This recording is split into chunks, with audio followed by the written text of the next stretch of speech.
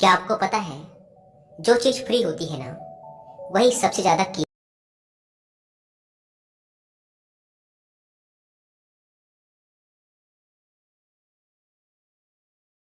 होती है। जैसे नींद, शांति, आनंद, हवा, पानी, प्रकाश, सच्चा प्रेम और हमारी सांसें। लेकिन विडंबना ये है कि हम इन्हीं चीजों की सबसे ज्यादा बेकदरी करते हैं, और ये सभी वो चीजें हैं जो करोड़ों रुपए खर्च करके भी हमें नहीं मिल सकती। सबसे बड़ा कारण कि हम इन सब चीजों की कदर नहीं करते, वो है हमारी भागती दौड़ती जिंदगी और हमारा गलत विश्वास कि ये जिंदगी ऐसे ही चलती है।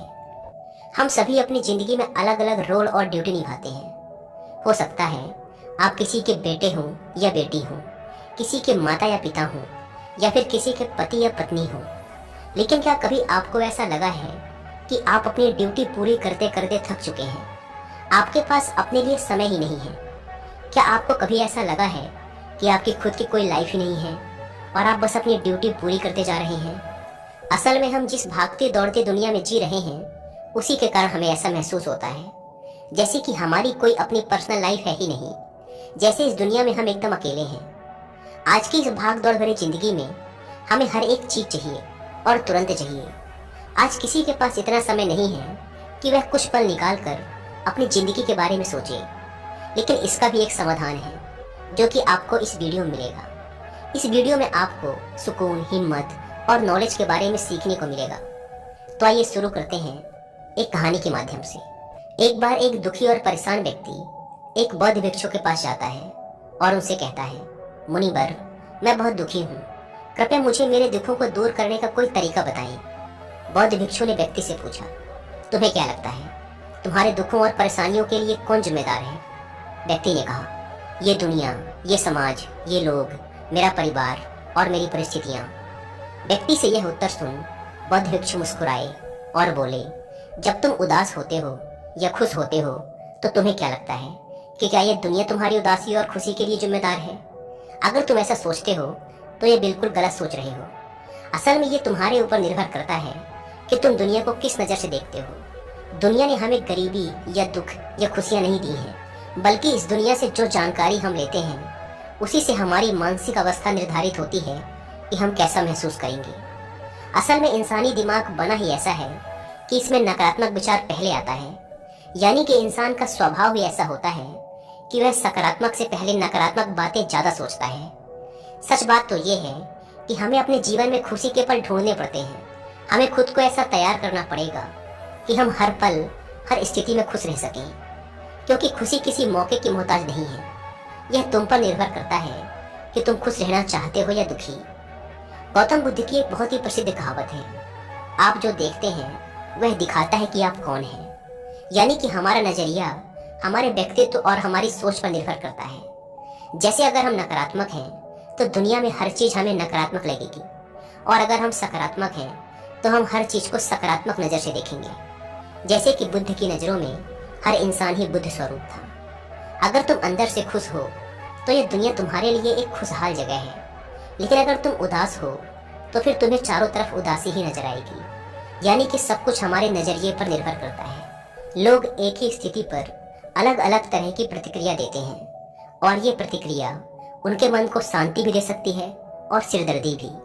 जैसे अगर कभी किसी का दिन बुरा जाता है तो फिर वो हर चीज, हर घटना को उसी से जोड़कर देखने लगता है। मगर ये सोच गलत है। लोगों को समझना चाहिए कि ये सब वो गुस्से में सोच रहे हैं, और गुस्सा एक थोड़े समय तक रहने वाली भावना है। इस बात पर ध्यान दो कि कब तुम्हारी बुरी भावनाएं तुम पर हावी होती हैं, ताकि तुम उन भावनाओं को खुद पर हावी होने से रोक सको। क्योंकि ये अस्थायी गुस्से और चिंता की भावनाएं तुम्हारे जीवन के सबसे महत्वपूर्ण निर्णयों को गलत तरीके से प्रभावित कर सकती हैं। जैसा कि मैंने पहले कहा कि गुस्सा एक अस्थायी भावना है जो कुछ देर बाद खुद ही शांत हो जाएगा। तुम इसे एक बादल की तरह मानकर चलो जो अभी आसमान में है और कुछ देर में खुद ही गायब हो जाएगा।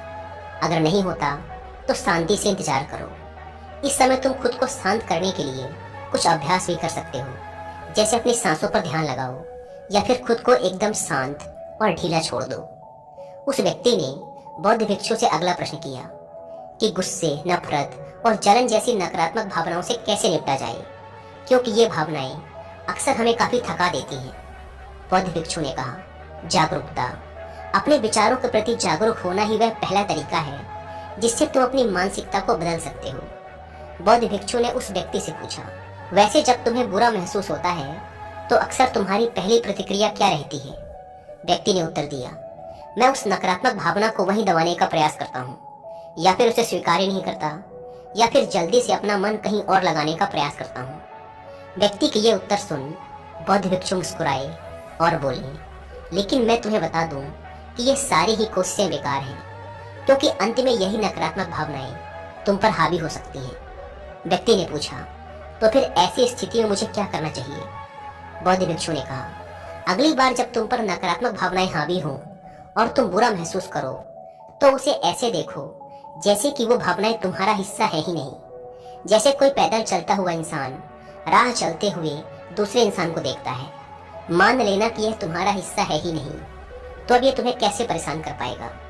हालांकि इस तरह की जागरूकता के लिए तुम्हें काफी अभ्यास करना होगा, लेकिन अगर एक बार तुमने ये करना सीख लिया तो यकीन मानो तुम काफी शांत और हल्का महसूस करोगे।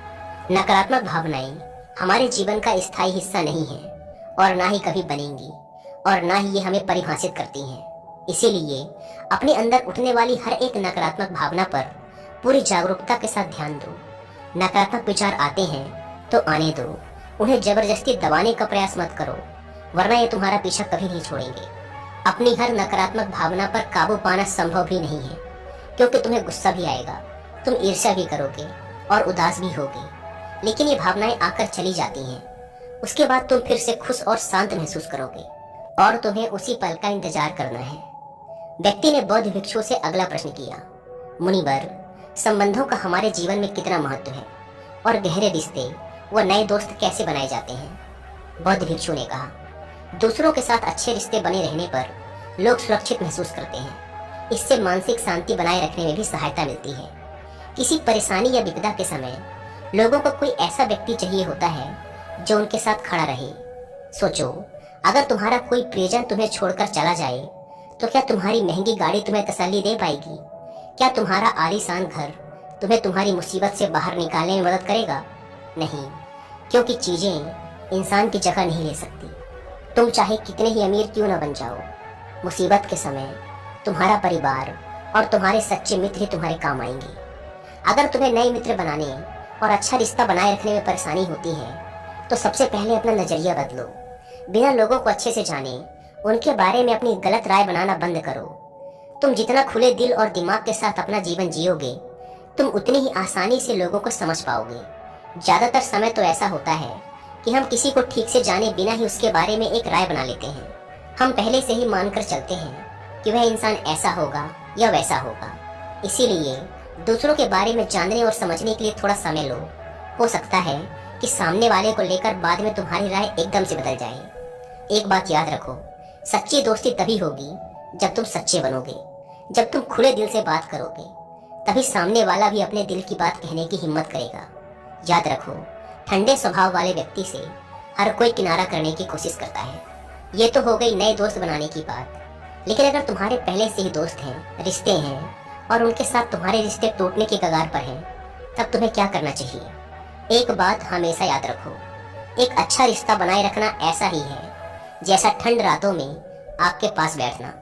जैसे अगर तुम आग से बहुत दूर बैठोगे तो तुम्हें उसकी गर्माहट का एहसास नहीं होगा, और अगर तुम बहुत पास बैठ गए तो फिर तुम्हें ज्यादा गर्मी लगेगी।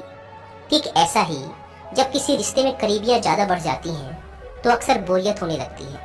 इसीलिए तुम्हें अपने रिश्तों में संतुलन बनाकर चलना होगा। बेशक अपने रिश्तों में मजबूती लाओ, लेकिन इतनी करीबी भी मत रखो कि सामने वाले को घुटन महसूस होने लगे। रिश्तों में भी थोड़ी दूरियां होनी चाहिए, जिससे तुम्हारा तुम्हारे दोस्तों और करीबी लोगों के साथ एक मजबूत रिश्ता हमेशा के लिए बना रहे। व्यक्ति ने बौद्ध भिक्षु से अगला प्रश्न किया, लोग क्या कहेंगे, इस डर को कैसे खत्म करें? बौद्ध भिक्षु ने कहा, अब जो 3 बातें मैं तुम्हें बताने जा रहा हूँ उन्हें गांठ बांध लो, क्योंकि ये तीनों ही बातें तुम्हें खुश रहने में काम आएंगी। सबसे पहली बात, लोग तुम पर उतनी दिलचस्पी नहीं लेंगे जितना तुम चाहते हो। भिक्षु ने व्यक्ति से पूछा, क्या तुम्हें याद है पिछले हफ्ते तुम्हारे दोस्त ने क्या पहना था और उसने क्या खाया था? व्यक्ति ने कहा, नहीं, मुझे याद नहीं। तब भिक्षु ने कहा, जैसे तुम्हें दूसरों की छोटी छोटी बातें याद नहीं रहती, तो फिर उन्हें तुम्हारे बारे में कितना याद रहता होगा। और जब लोगों को तुम्हारे बारे में याद ही नहीं है, तो फिर चिंता करके क्या फायदा कि लोग क्या कहेंगे। असल में लोग हमारे बारे में उतना नहीं सोचते जितना हमें लगता है। दूसरी बात, हर कोई तुम्हें पसंद करे ये जरूरी नहीं। क्या तुम सबको पसंद करते हो? नहीं ना। तो फिर तुम दूसरों से क्यों उम्मीद करते हो कि वो तुम्हें पसंद करें? अगर कोई तुम्हें पसंद करता है तो अच्छा है, और अगर नहीं करता तो कोई बात नहीं। किसी की पसंद या नापसंद से तुम्हें फर्क नहीं पड़ना चाहिए। इन बातों को स्वीकार करना सीखो कि ये सब जीवन का हिस्सा है। जब सबको खुश रखना संभव नहीं है, तो फिर हम इसकी इतनी चिंता क्यों करें? तीसरी बात, ज्यादातर चीजें जो हम दूसरों के नाम पर करते हैं, असल में खुद के लिए कर रहे होते हैं। इसीलिए खुद के प्रति ईमानदार रहना भी एक बड़ी बात है। तो अपना दिल बड़ा करो तो दुनिया भी तुम्हारे लिए दिल बड़ा करेगी। लेकिन अगर तुम स्वार्थी बनोगे तो दुनिया भी अपना स्वार्थ निकालेगी। सभी लोग प्रार्थना करते हैं कि उनका परिवार सुरक्षित रहे। क्यों? क्योंकि वो अपने परिवार से प्रेम करते हैं। लोग ये सोचकर डरते हैं कि कहीं उनके जीवन साथी या बच्चे को कुछ हो ना जाए, क्योंकि वो अकेले रहने से डरते हैं। देखा जाए तो अंदर से हर इंसान स्वार्थी है। जब तक कि कोई बुद्ध या महावीर ना बन जाए, स्वार्थ से छुटकारा पाना मुश्किल है। इसीलिए वही विचार करो जिसमें तुम्हें खुशी मिले। सुनने में बहुत आसान लगता है ना? जीवन बदलने वाली चीजें आसान ही होती हैं, बस हम उन्हें मुश्किल बना लेते हैं। इसीलिए क्या होगा ये सोचकर चिंता करने की बजाय उस पर ध्यान दो जो तुम अभी वर्तमान में कर सकते हो। बौद्ध भिक्षु ने आगे कहा, बौद्ध धर्म और हिंदू धर्म में लोग एक सिद्धांत को मानते हैं जिसे कहा जाता है कर्म का सिद्धांत। यह सिद्धांत कहता है कि जैसा करोगे वैसा भरोगे, यानी इंसान को उसके कर्मों का फल मिलता ही है। इसीलिए अगर जीवन में सब कुछ अच्छा चाहते हो तो अच्छे कर्म करना शुरू कर दो। जीवन में सफलता, खुशी और समृद्धि चाहते हो तो ईमानदारी के साथ मेहनत करना और सही कर्म करना शुरू कर दो। इतना कहने के बाद बौद्ध भिक्षु ने अपनी बात समाप्त की। उस परेशान व्यक्ति को भी अपने प्रश्नों का उत्तर मिल चुका था। उसने इस जानकारी के लिए बौद्ध भिक्षु का धन्यवाद किया और वहां से चला गया। दोस्तों, उम्मीद करता हूँ कि आपको ये कहानी पसंद आई होगी और कुछ अच्छा सीखने को मिला होगा। धन्यवाद।